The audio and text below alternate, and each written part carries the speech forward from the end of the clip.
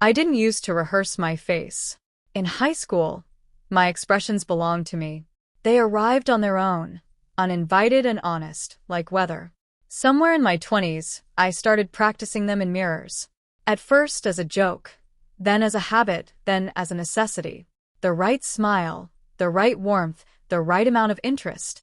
Like I could negotiate my way into a life that felt good if I performed it convincingly enough. Tonight, I rehearsed in the glass of the restaurant door. The place was the kind of nice that didn't require a special occasion, but hinted you should be better behaved anyway. Warm lighting, low music, tables close enough that you could hear strangers' laughter if you listened by accident, polished wood, soft brass, menus printed on thick paper. A couple at the bar leaned into each other, foreheads almost touching, like the rest of the room had been erased out of politeness. I smoothed my dress over my hips and told myself not to tug. Tugging made you look like you were hiding something. Tugging made you look like you didn't belong in your own skin. I adjusted my shoulders, lifted my chin, and tried to locate the version of myself that would have breezed into this room without thinking about it. The hostess smiled. "Linda?" "Yes," I said, bright too bright. I gave her my practice smile, the one that said I was relaxed and modern and not desperate for anything at all. She led me between tables. My heels clicked a little too loudly on the floor, and I hated that I could hear my own body moving, the whisper of fabric, the soft friction of thighs, the tiny constant reminders that I took up space. My date was already seated. Ethan stood as I approached, which was a decent sign. He was taller than his picture suggested, with an open face and kind eyes. His smile looked unforced. His shirt was ironed, his hair newly cut. A man who did not frighten me, which should have been enough to call tonight a success. "Linda," he said, and the way he said my name made it sound like an offering. "Ethan," I replied, and I leaned in for a quick cheek kiss, because that was what people did here. He smelled like clean laundry and something faintly citrus, ordinary, not bad, just ordinary. He pulled my chair out, and I sat down carefully, automatic, like I was placing a vase on a thin shelf. "So," he said once we had menus in our hands, "how was your day?" I had had a day, technically. Emails, meetings, the polite smiling that passes for a career. I had been a person in the world in a way that looked like functioning from a distance. "It was fine," I said. "Busy but fine." "You?" He told me about a client meeting that ran long and a colleague who never stopped talking. He made it funny, without trying too hard. I laughed at the right places. My laughter sounded like it belonged to someone else. I watched his hands as he spoke. Nice hands, clean nails, no rings. He gestured in a way that made his thoughts feel roomy. I tried to imagine those hands reaching for mine across a table, and I could almost see it. Almost. Then my mind did what it always did, like it had a lever, and someone kept pulling it. Hank's hands when we were 17. Long fingers, always cold in the winter, always warmer than mine. The way he used his thumb to draw small circles on my knuckle when he held my hand in the bleachers, as if he was tracing a map he planned to keep. We had been sitting side by side under stadium lights. The air sharp with cold and popcorn and somebody's cheap cologne. I'd been pretending to watch the game, but really I was calculating how much time I had before curfew, how long it would take my dad to notice if I was late. Hank leaned in and whispered, "You're thinking about your dad, aren't you?" My heart had tripped. I turned to him, startled. He smiled, soft and sure. "You do this thing," he said. "You press your tongue against your teeth like you're trying to hold the thought in." I had felt seen in a way I didn't even know to want, like a door had opened in a wall I'd been leaning against my whole life. Now, across from Ethan, I pressed my tongue against my teeth and stopped myself. The waiter appeared. Ethan ordered wine. I ordered water, then changed my mind and ordered wine, too, because why not? The waiter nodded as if my indecision was charming. Ethan asked me about my work. I answered with the version of my job that sounded like it had direction. He told me about his, and he used a phrase that sounded like a mission statement. For a moment, I hated him for sounding settled. Then he laughed at something he'd said, and the hatred evaporated, leaving behind the familiar emptiness. It wasn't his fault. That was the worst part. It was never their fault. I had tried for years, to be fair, to date like a blank page, hopeful, open, generous. But something in me always held the old photograph up next to the present and frowned at the differences. Ethan's questions were sincere. Hank's questions back then had felt like he was reaching into me and pulling something out gently, holding it up to the light and saying, "Look, this is you. Isn't it lovely?" Ethan asked, "Do you like living here?" "Yes," I said too quickly. "I mean, I do. It's comfortable." Hank would have heard the word comfortable and asked what I was avoiding. I lifted my glass and took a sip. The wine was crisp, a little too sharp. I could feel the lipstick transfer onto the rim, and immediately my attention narrowed to it, as if the entire evening depended on my mouth looking correct. Ethan said, "It's nice to meet someone who actually wants to talk. Dating apps can feel like interviewing." "Tell me about it," I said. I leaned in a fraction, signaling warmth. I watched his eyes flick to my lips and then back up, and for a second I was pleased. Then I remembered the mirror in my hallway and the angle where my chin softened, and the pleasure turned sour. He was telling a story about a disastrous first date, and I laughed, and it sounded right, and for a moment I almost slipped into ease. Almost. Then Ethan said, casually, "I just got promoted last month. It's been a bit of a whirlwind." "Wow," I said, and I meant it. And I hated that I meant it. "Congratulations." "Thanks." He looked pleased in a modest way. "More responsibility, more money." I'm trying not to let it go to my head. My stomach tightened. I picture my own career, a flat line with polite bumps. I picture my friends' wedding photos, baby announcements, keys held up in front of new houses like trophies. I picture myself at 35 in a restaurant on a Tuesday performing contentment like it was a job. Hank had once told me, when I was panicking about college applications, "It's not a race. It's your life. You're allowed to move at your pace." We'd been sitting on the hood of his car, my hands cold, my eyes burning. He tucked his jacket around my shoulders and pressed his mouth to my hair. "You're going to be okay," he whispered. "You're going to be more than okay." I had believed him like scripture. We broke up 2 months later because we were going to universities on opposite ends of the country, and we were too young to know how to carry love across that distance without breaking it. We promised to call. We promised to visit. We promised in the way young people promise, with all their hearts and none of their experience. We called at first. We sent long emails. We tried. Then life happened. New friends, new classes, new cities, new versions of ourselves. Eventually, the messages stopped. I told myself I was over it. I dated other people. I lived other stories. I didn't sit around with a candle and a scrapbook. But I became something else, a person with a standard no one could reach because the standard wasn't a person anymore. It was a feeling being understood. Ethan finished his story and smiled, waiting for my reaction. I realized I'd stopped listening. "Sorry," I said quick. "That's awful." He laughed. "Right?" I laughed too. We looked like two people having a good time. My eyes flicked toward the restroom sign at the back. I thought of lipstick. I thought of my reflection. I thought of escaping the table long enough to breathe without being watched. "I'm going to freshen up," I said. "Powder room." "Of course," Ethan said. "Take your time." Take your time. As if time was something I had plenty of. The hallway to the bathrooms was narrower, dimmer. A framed black and white photograph of the city hung on one wall, all canals and bicycles and nostalgia. It made me feel like I was in a movie about people who knew what they were doing. The women's restroom door opened with a soft push. The powder room was brighter than the dining room, lit by bulbs around mirrors that made everything look real. Pale tiles, dark stone counters, sleek faucets, a vase with a single flower trying hard to be elegant. I went straight to the mirror. Of course, I did. I leaned in and looked at my face like it was a project. Lipstick faded at the corners. Mascara, fine. Hair mostly where I'd placed it, though humidity had coaxed a few strands loose, making me look softer in a way that could be read as romantic or messy, depending on who was looking. I took my lipstick out, twisted it up, and started touching up with careful strokes. Control in a tube.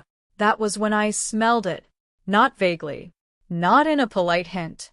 It arrived like a statement, something expensive, layered, warm, and clean at the same time, like sunlight on skin and a hotel lobby and a promise. It made my own perfume, which I'd applied lightly, feel like an apology. She didn't only look like $1,000,000, she smelled like it too. I glanced sideways. She was at the far sink, angled toward the mirror, adding the last touches with slow, practiced confidence. Tall, long-legged in a way that looked effortless, as if gravity had decided to be kind. Golden blonde hair, smooth and glossy, swept back to reveal her neck and small earrings that caught the light, and she was not dressed for a Tuesday. She wore an expensive gown, pink in the soft light, the kind of fabric that looked liquid when she moved. It was not flashy. It was assured, like she didn't have to try to be noticed. My brain supplied its ugly little caption without asking permission. One of those women who all the best men lusted after. I hated my brain. I turned back to my reflection, and the comparison happened instantly, automatic as breathing. She looked like the upgraded version of a life, and I looked like me, plain, old in the sense of worn, wrong in the sense of not fitting. And then the other thought, the one that always arrived with a spike of shame. I stared at my waist in the mirror and felt resentment flare. Not even at myself, exactly, at the fact that my body insisted on existing in a world that judged it, at the fact that I couldn't just be a mind floating through the night. The woman lifted her eyes, and for a second our gazes met in the mirror. Her expression was neutral, not cold, the kind of calm face that made people want to trust her. I looked away first. I shifted to the sink beside her, because something in me wanted proximity, like her light might spill onto me if I stood close enough. I pretended I needed paper towels. I pretended I was not a woman who walked toward the thing that made her feel worse. I dabbed my lipstick with a towel and tried to breathe normally. The woman capped her lipstick and smiled at her own reflection, small and satisfied. Then, without turning fully, she said quietly, as if we were continuing a conversation we'd started years ago, "Linda, you look as good as I remember." My hands froze. There are a lot of Lindas in the world, my mind tried to offer. She could mean someone else. Then she said my name again, softer. "Linda." I turned my head slowly, careful, like I was approaching an animal that might bolt.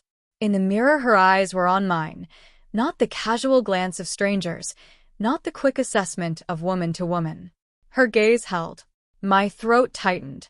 My mind scrambled, pulling up old voices, old faces, trying to match them to the woman beside me. The angle of her smile did something to my stomach. A memory flashed, sharp and bright. Hank leaning over his history book, chewing on the end of a pen, smiling at me when he caught me. Looking. That same small curve at the corner of his mouth, like a secret. No. That was impossible. My heart started beating too fast. I could feel it in my ears. The room narrowed to the mirror and the expensive perfume and the sound of a faucet dripping somewhere. My voice came out ridiculous, high, unsure. "Hank," I asked. "Is that you?" She blinked slowly, like she was giving me time to catch up. She didn't flinch. She didn't laugh. She looked patient, and that patience was familiar, too, which made everything worse. "It's Hannah now," she said. The words landed like weight in my chest. I stared at her, really stared. I looked for him, for Hank, for the boy who held my hand in the bleachers and knew my thoughts and promised me the world. I saw a woman, a beautiful woman, a woman in a pink gown who stood beside me in this bright restroom like she belonged in her body and in her life. My mouth opened and closed. "Hannah," I managed. She smiled, small. "Yeah." I wanted to say 100 things at once. "Where have you been? Why didn't you tell me? How is this possible? Who are you? Who am I?"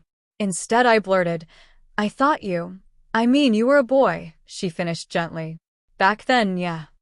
I let out a short, shaky sound that wasn't a laugh. "Jesus." Hannah's eyes softened.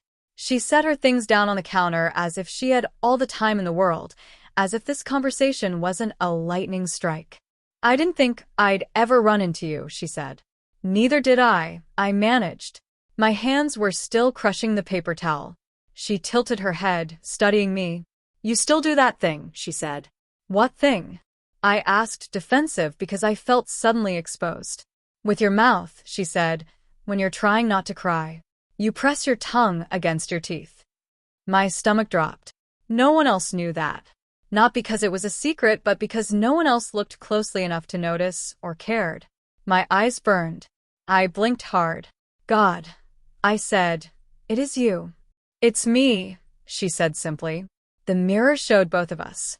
Me and my dress that suddenly felt like a costume. Her in that pink gown. Her perfect scent. Her perfect composure. My mind tried to bridge the years, fit Hank into Hannah, and kept snagging on reality. It felt like looking at an old photograph that had been edited by time until it became someone else entirely. When did this happen? I asked.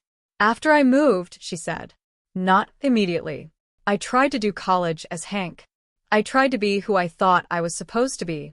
I dated. I pretended. I did what you do when you're scared. And then, I asked, though my throat was tight. And then I couldn't anymore, she said, steady. I moved again. New city. Started over.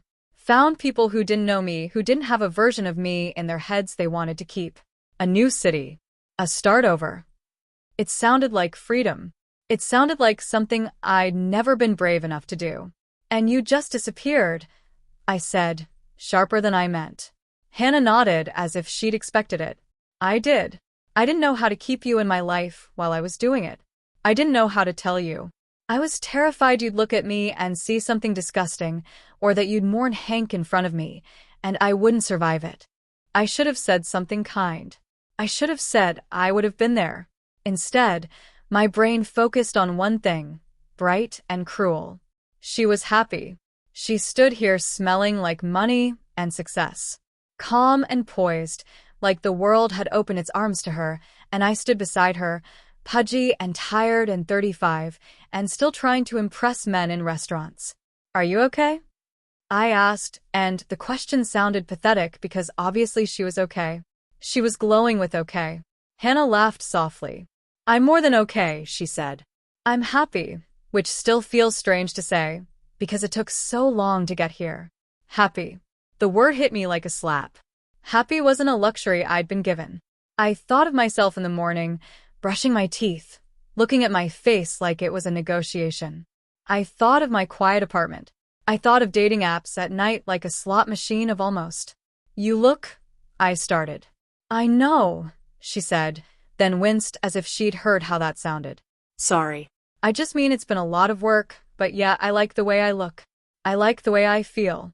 I like my life. The jealousy in me rose like bile. It wasn't just beauty. It was ease, a longing. Someone who had stepped into a life that fit and wore it like it had always been hers. I never forgot you, she said softly. I blinked. I didn't forget you, she repeated. I lost touch, but I didn't forget.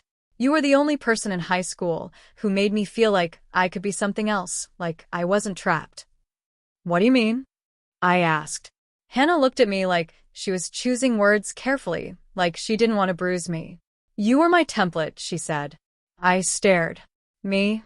She nodded. Yeah, you. When I was trying to figure out who I was, I kept thinking about you. The way you moved, the way you talked, the way you held yourself. You were so you. You were the first time I saw a version of womanhood that felt real. Not a movie star, not a caricature, just Linda in a hallway, tucking your hair behind your ear when you were nervous. I felt heat rush to my face. It should have been flattering. It wasn't, because if I had been her template, then what did it mean that she'd become this? Hannah must have sensed the shift in me because she tried to lighten it with a smile. Honestly, she said, I guess I turned out to be Linda 2.0. The joke was gentle, a throwaway line. It stung like acid because she was right. That was exactly what she looked like, an updated improvement. Like someone had taken my face and my name and edited out the flaws, refined the edges, added confidence and happiness, and subtracted some pounds. My mouth went dry. Hannah's smile faltered. Oh, Linda, I didn't mean it's fine. I snapped too fast. Then I tried to soften it. It's funny. It wasn't funny. It was humiliating. A memory flashed uninvited. The last night before he left for college, We sat in his car outside my house, engine off, windows fogged with breath. I tried not to cry because I didn't want to be the girl who cried, the girl who made leaving harder. Hank touched my cheek with his thumb. "You don't have to be brave all the time," he whispered. "You can just be you." I had believed him. Now Hannah stood beside me, and being me felt like the saddest option available. Hannah cleared her throat. "I really am glad to see you," she said. "I've thought about you a lot." "Yeah," I said.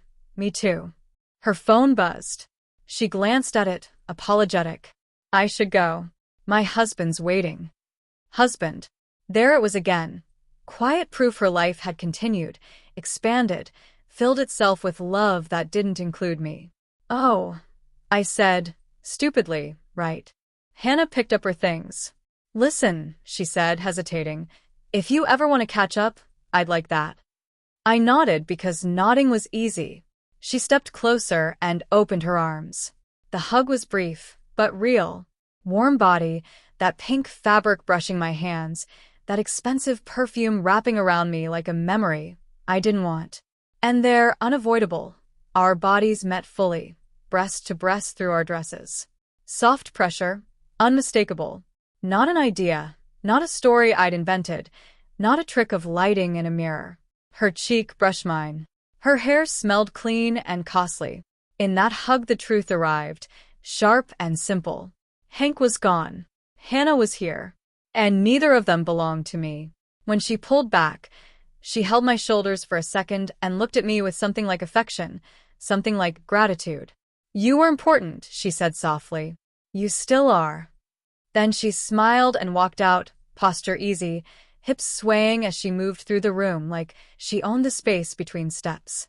I stood at the mirror, hands braced on the counter, staring at my own face. My lipstick looked too bright. My eyes looked too wide. I looked like someone who had been hit by a truth she hadn't known was coming. Get it together, I told myself. Go back to the table. Be normal. I ran cold water over my hands just to have something to do. The water slid over my skin, indifferent. When I stepped back into the hallway, the restaurant noise hit me like a wave. Laughter, clinking, murmured conversation. Life continuing without waiting for me. I walked toward our table. Ethan looked up as I approached. He smiled, polite, curious, as if he'd been waiting for the next chapter of our evening. "Everything okay?" he asked. "Yes," I said automatically, then added, "Just needed a minute." I sat down, picked up my wine, set it down without drinking. My hands didn't know what they were doing. Ethan started to speak, something about the menu, about what sounded good. His voice was steady, normal. A man on a date with a woman who, on the surface, was on a date with him. I was half inside my own skull. I kept seeing Hannah in the mirror, hearing, "It's Hannah now." Hearing, "I'm happy." Hearing, "Linda 2.0. Movement near the table made Ethan look up. His mouth fell open. Not subtle, not polite, literally open like his face forgot how to hold itself. Heat surged up my neck. I turned. Hannah stood beside our table smiling politely, poised as if she belonged everywhere. Up close her perfume hit like a signature. The restaurant lights caught her cheekbones, her golden hair, the soft shine of her earrings. The pink gown made her look like she was on her way to somewhere better than a casual Tuesday dinner. "Hi," she said, looking at Ethan briefly, then back at me. "Sorry to interrupt." Ethan blinked, recovering too slowly. "Oh, hi." "No, it's fine." Hannah reached into her purse and pulled out a small card.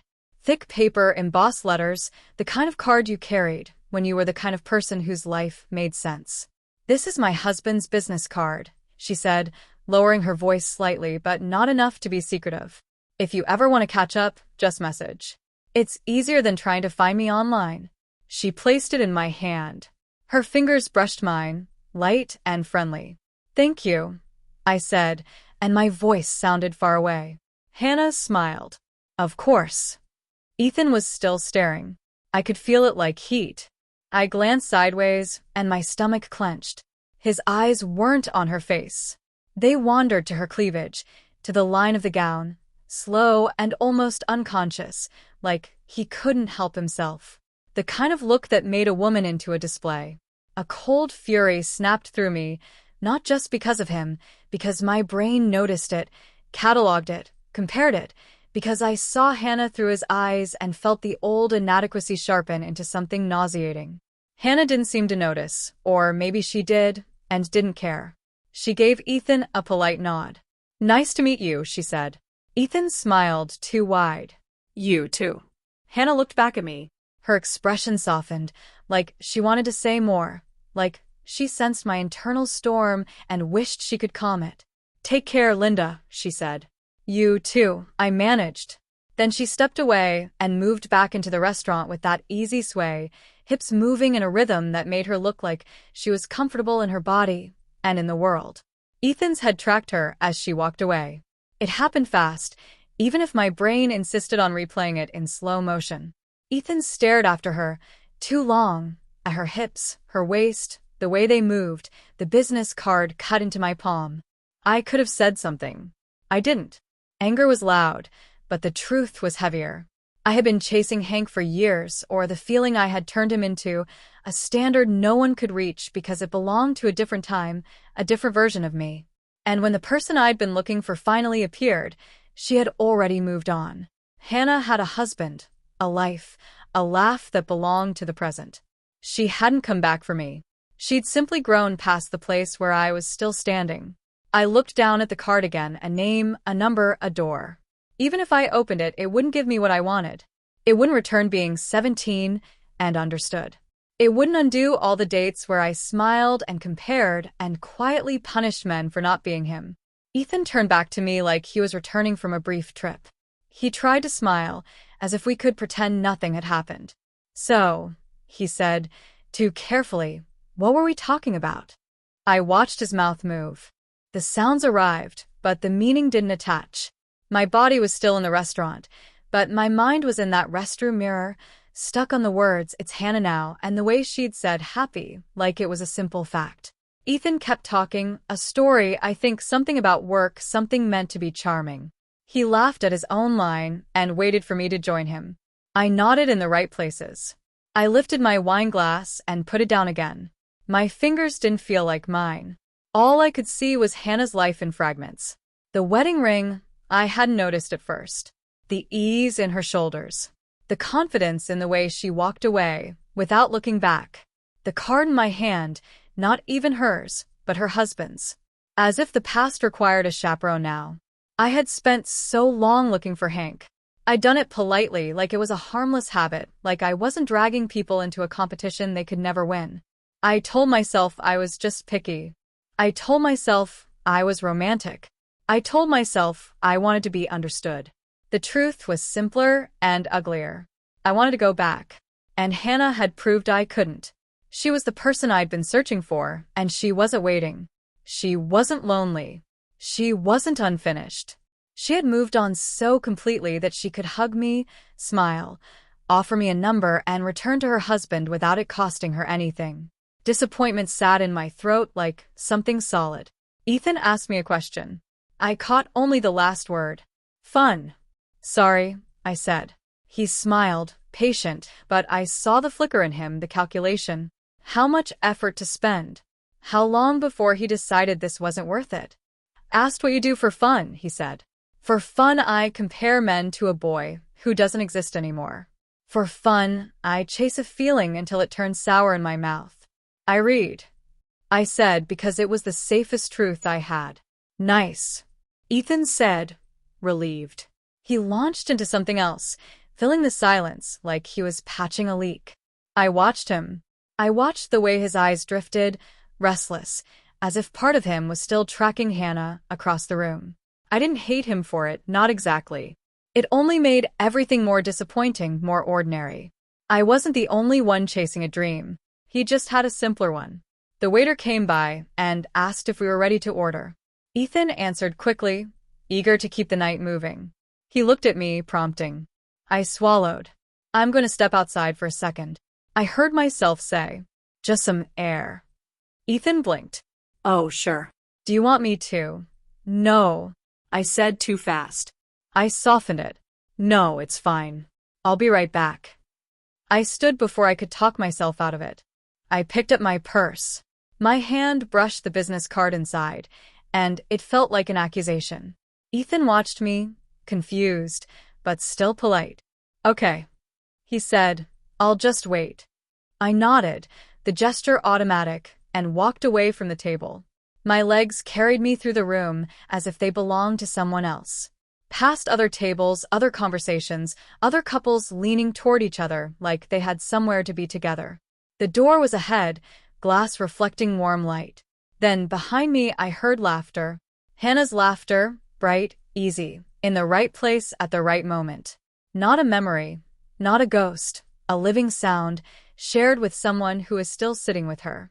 Someone who got to make her laugh on an ordinary night. The sound caught me in the spine. I didn't turn around. I pushed the door open and stepped into the cold. The night air hit my face, sharp and clean, and I breathed it in like punishment. The streetlights made everything look darker by comparison. My breath clouded and vanished. Inside, the restaurant kept glowing. Life kept moving. Hannah kept laughing. I stood there for a second, holding my purse strapped too tightly, as if I could anchor myself to something solid. Then I walked. I didn't look back, because I already knew what I would see.